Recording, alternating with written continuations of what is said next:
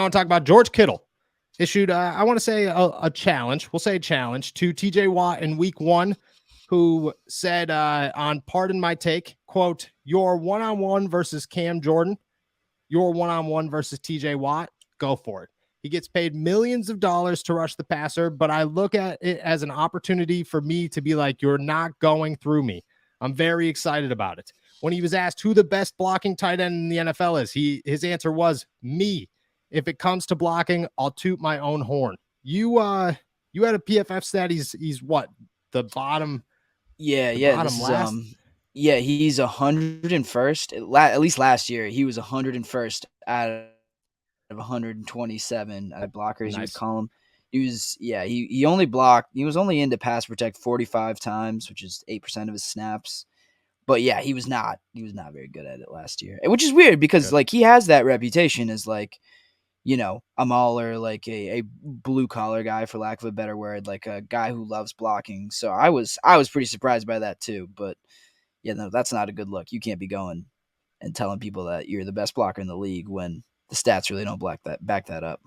Yeah, the stats definitely look a little rough there. And I agree with you. I think George Kittle's always struck me as like the blocking tight end, the bigger, stronger Travis Kelce. I kind of viewed him as, but I guess that is not. I mean, Travis Kelce is a receiver who like he's a receiver, but that's what I'm saying. Like I looked at George Kittle as like he's like if we had to rank tight ends, I'd probably put him second.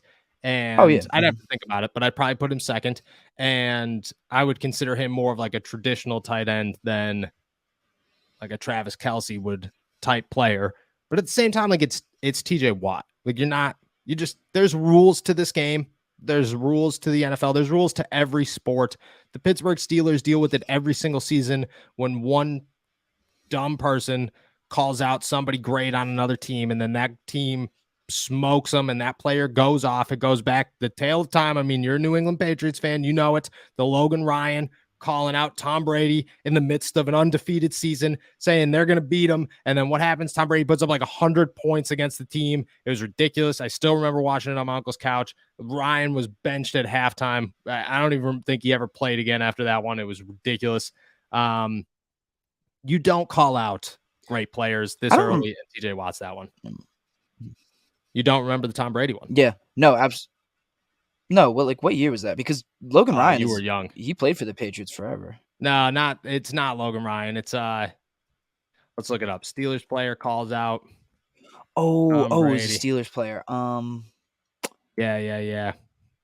Was this like an AFC Championship game, or was it just a regular season one? Here we go. Oh, nope. That's Ryan Clark. This is old.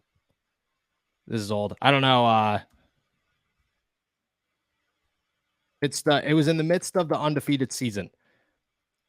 2002. 2007. Was it 2007? Was that the undefeated season? Yeah. Well, undefeated up until a point. But. Anthony Smith. That's who it was.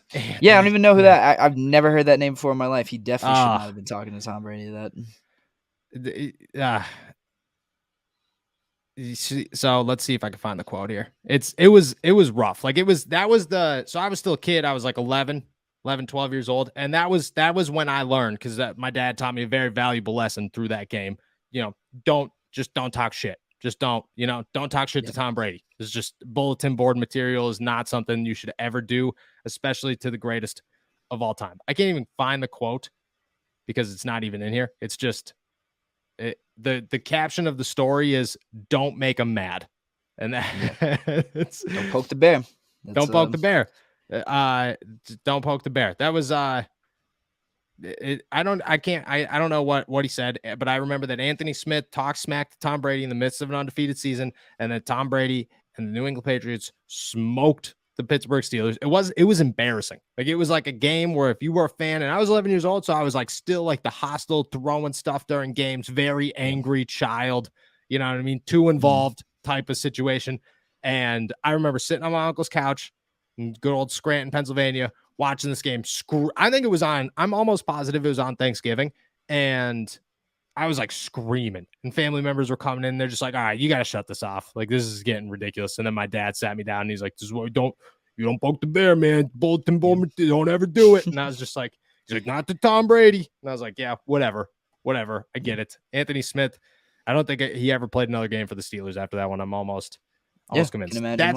That's the vibes I get whenever you call out TJ Watt. Like just because TJ Watt has never discriminated. Like I don't know, there are certain great players who just they get bad matchups. You know, they have slow games for whatever reason, against certain opponents.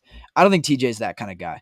Like TJ does not slow down for anyone, and I don't know. Maybe he's going to pay attention to this. Maybe he's going to see it, and I don't think Kittle's doing this to be rude or anything, or to really I don't think he thinks TJ's bad, but I don't know. If you're TJ, I think TJ kind of plays with a chip on his shoulder all the time, and this is certainly not going to make him any less motivated.